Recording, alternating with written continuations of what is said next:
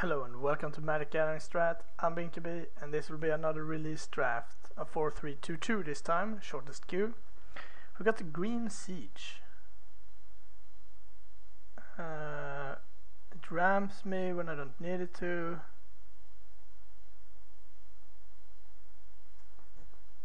It actually seems really bad, I have to say.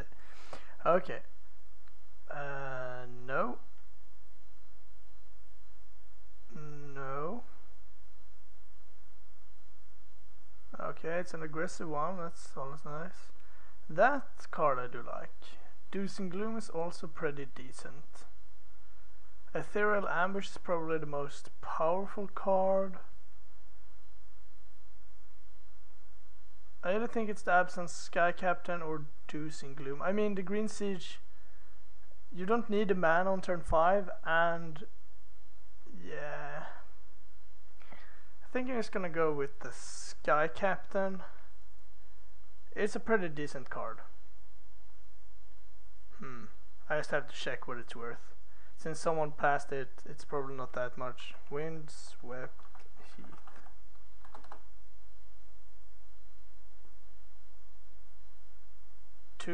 Three tickets, okay.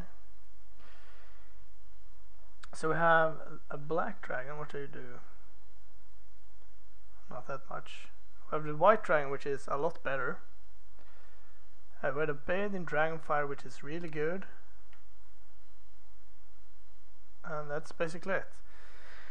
So either we take the few ticket cards, or a dragon that's on color, or probably the best card in the pack, Bathe in Dragonfire. Taking Bathe in Dragonfire leads us to the same deck as last time, and that's pretty boring, so let's go with the dragon. I think it's a pretty good card overall, actually. Let's see. Whenever you cast a non-crit, whenever you cast a non-creature spell, put a lore counter. 3 tap. Okay, so it saves up. It seems pretty strong, I have to say. So we have basically nothing here in our color. The colorless cards are bad. The blue cards are pretty bad. The only card that really stands out to me besides the land is Reach of Shadows, which I think is a pretty good card, so I'm gonna take that. Leading us into either Mardu or Absan, or just straight black-white. Okay, expensive, not good, not good, no. Ethereal Ambush, still a pretty good card. We have a Lotus Path Djinn here, which I actually like a lot. And it's easily the best card here for us to take. There's no good white cards. I guess there's a Hooded Assassin. Yeah, okay, let's try to stay out of blue and take the Hooded Assassin. What is this? Just a creature. Ah, stupid. Ah, that doesn't seem good. Draw a card for each aura. No. So we have a Rune Mark, Ancestral Vengeance, which I haven't played with. Soul Summons, which I think is a decent card, and the Death Touch Rune Mark. So nothing that really stands out to me. We could take the double back card, but I think I'd rather have the Soul Summons. I played a few of those at the pre-release, and I think they were pretty good. No. No. No, no. Probably. Not too shabby. So the thing is, we haven't seen any red besides the Bathe in Dragonfire. So we could take the Blossoming Sands, looking to be Absan. I don't think we want the Dragon Bell Monk. The Grim Contest is really good though.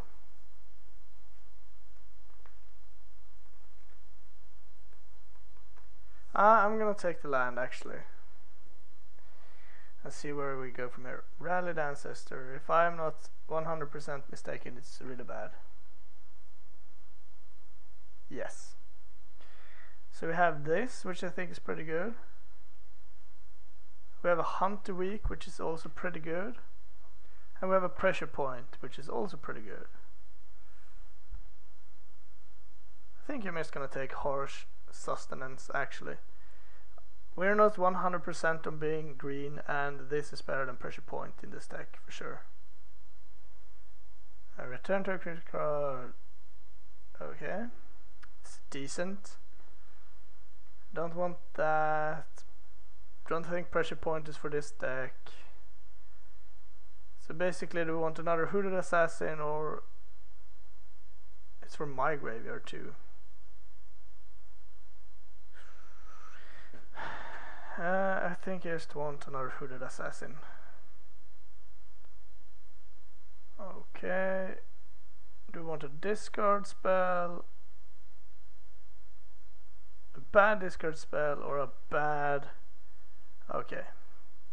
If I have to play one of those main, I'm not even sure which one I would have liked. Don't think the marks in those colors are good. If I have to play one, it would probably be a Teamer, I guess.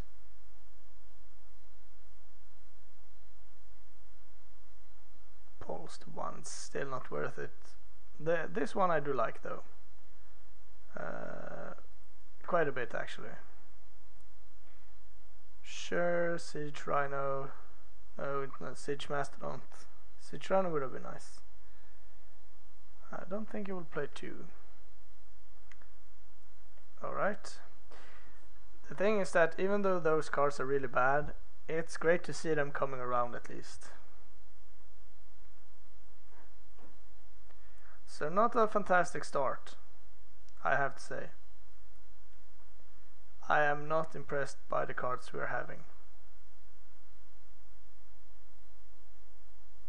We have like 1, 2 decent cards, 3, 4 or 5 decent cards, a land and some fillers. We don't have anything like, yes, this is the card. Like if we open a Sorin here, for example, that would be bonkers. That would be a card that just stands out and makes this deck a whole notch better.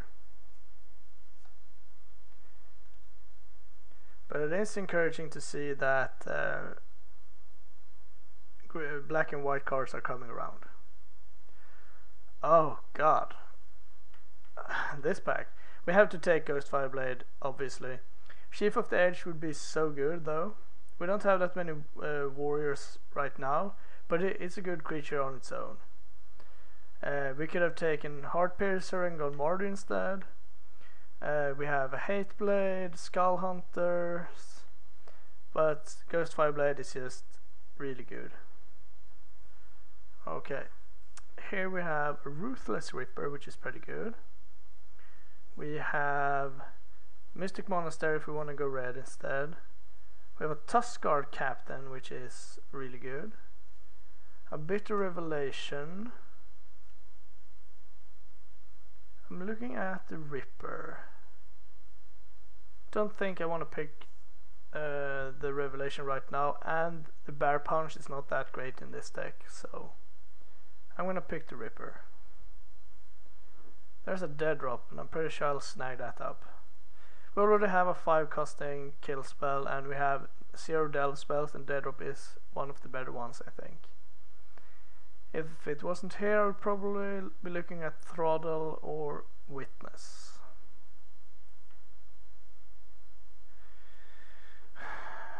Krumer Bonkin is actually pretty good, at least in my opinion, and that is the only card that remotely interests me besides Jungle Hollow, but if we can stay black-white, that's fine by me.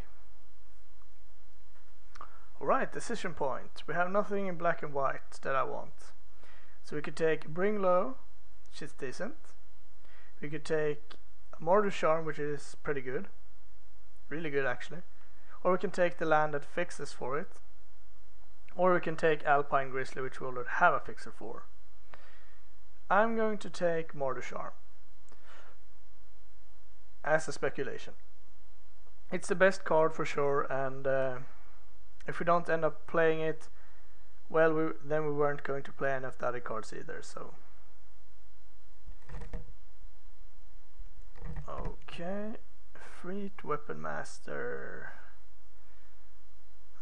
I guess we take a Jeskai Student here, despite it being a bad card in this deck probably. That's the only card that I can think of playing here. Alright, a Bring Low, Dragon Skill Boon, or a land that we're probably not going to play. Okay. So we're coming a bit of red here. I mean, Bring Low is not fantastic. Don't get me wrong, it's not a good card. It's a decent one, it's a filler. It's like, I'd probably rather have Absent Skycap than Bring Low. Yeah, definitely. Probably rather have Bring Low than Absent Rune Mark though. Would be nice if we could stay 2 colors. Let's remove the land for now.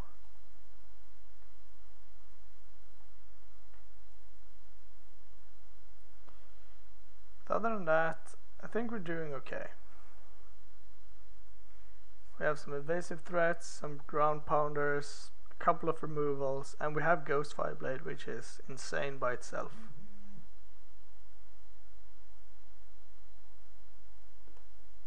We are in the planning of a bigger tournament. That's why my phone is buzzing.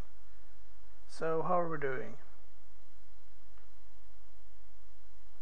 Hope it's not me that's lagging.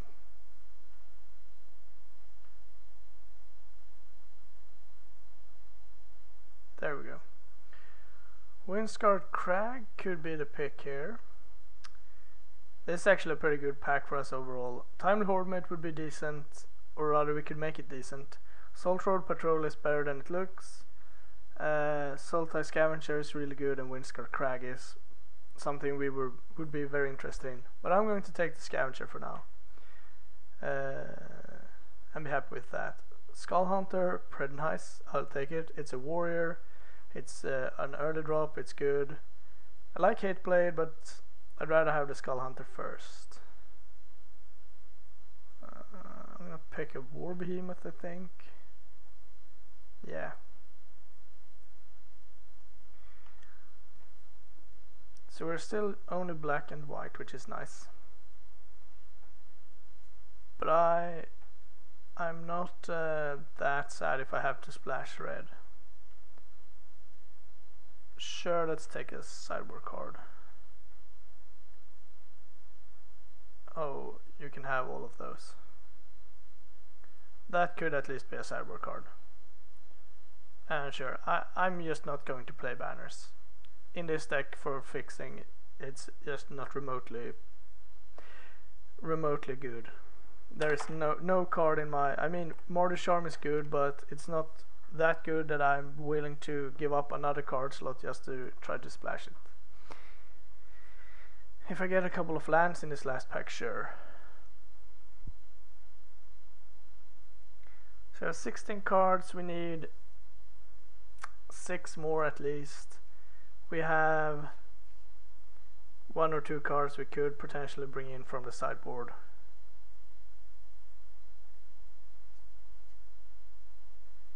Wooded Foothills. I assume it's the same with that.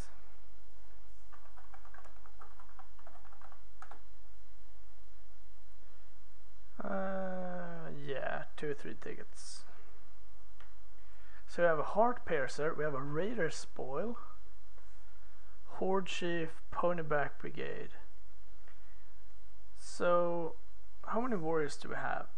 1,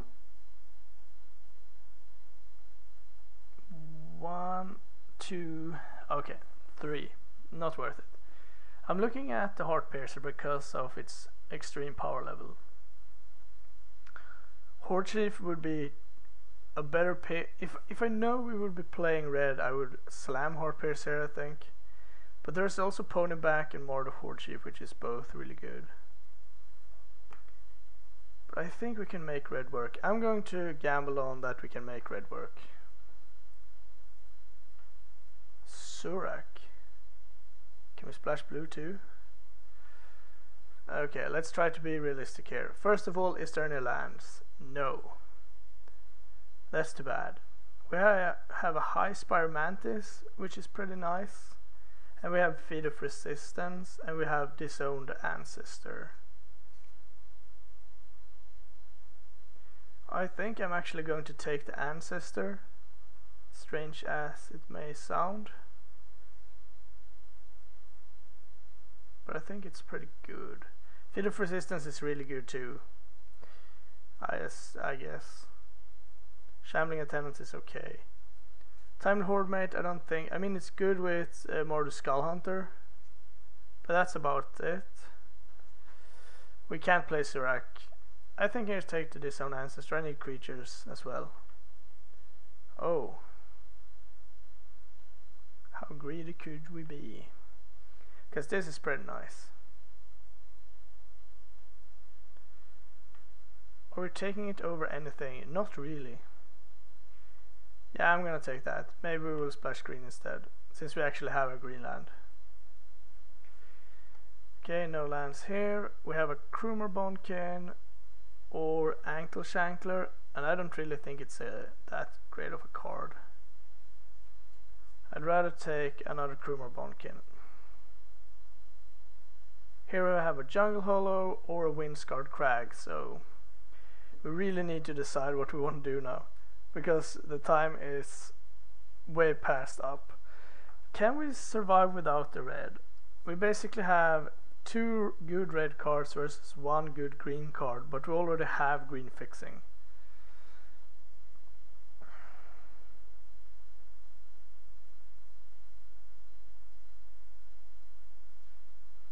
It's really hard. I'm gonna pick the Jungle Hollow and probably abandon red. Maybe I will play it all, we will see. Here we have nothing, so I'll probably play Firehoof. Oh, it's so bad. It's not even good if you can activate it. I guess we take a Defiant Strike. It at least cycles. Jesus, that's late. So no lands, Hooting Mandrills, we will pick a Throttle. Bondkin is a pretty nice gift, we will take that. Another green fixer which cements the Absan Ascendancy.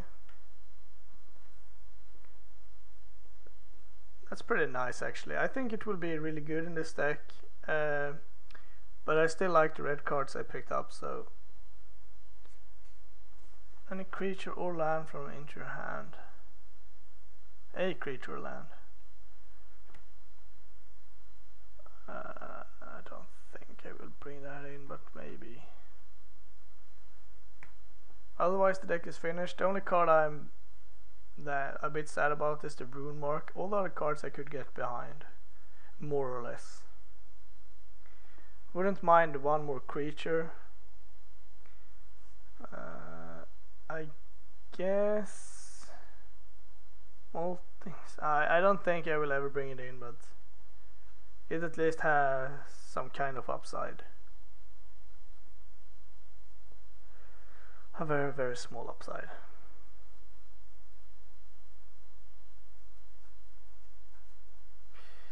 The thing is that the red cards together have more power than.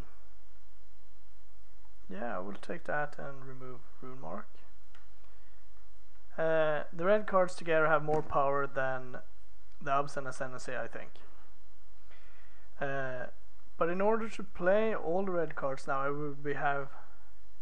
we would have been cutting some cards in our main colors. Probably, well, the Ascendancy and then 2 more cards. And I don't think that's really worth it. You always have to consider the consistency loss versus the power you get. So for example, I'm gonna illustrate here. Let's say we were playing the red cards, for example, and then we would have cut the green card obviously, and then 2 more cards. Let's say Defiant Strike and maybe a Hooded Assassin. Not the most powerful cards, but not that far off the red cards, and at most we would have had one red fixer, which would have made the deck a lot less consistent. Now we have 3 green fixers for 1 card, which means we don't have to play any forests, so it's a free splash. It makes our deck overall more consistent, which by extension will mean that it's more powerful. Basically, since it's consistent, it will be good a higher percentage of the time than if we're trying to splash cards without the fixing for it. Alright, so we have, I guess, a Fireball, 2 Doomblades, Plague Wind. Why are you here? There we go. And GT, which is pretty nice, I guess. And what is this called? It's called not Honor of the Pure, the other one. Oh well. An Anthem effect and some good creatures. I think the curve looks pretty nice too. We will be out of the gates pretty fast and then drop our more expensive removals to keep attacking. If things go bad, we have a couple of flyers to help us go over the top. So I like the deck, I'll submit it, and I will see you shortly for the first match.